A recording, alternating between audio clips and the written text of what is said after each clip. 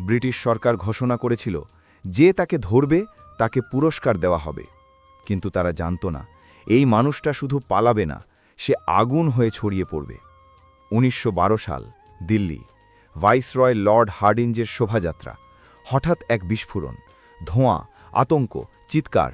British সাম্রাজ্য কেঁপে উঠেছিল। এই সাহসী পরিকল্পনার নেপথ্যে ছিলেন রাসবিহারী বসু। তারপর শুরু হলো শিকার।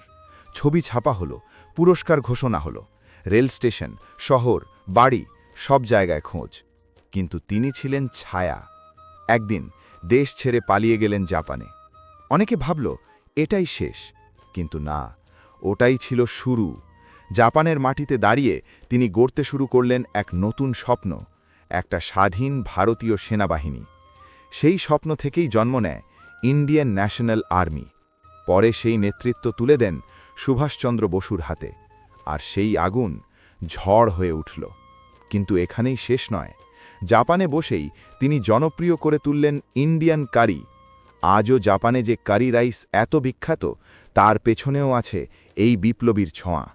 তিনি শুধু ব্রিটিশদের চোখে ধুলো দেননি, তিনি নিজের নাম লিখে গেছেন দুটি দেশের ইতিহাসে। কিছু মানুষ বন্দুক চালায়, আর কিছু মানুষ ইতিহাস বদলে দেয়। রাসবিহারী বসু ছিলেন তাদের একজন।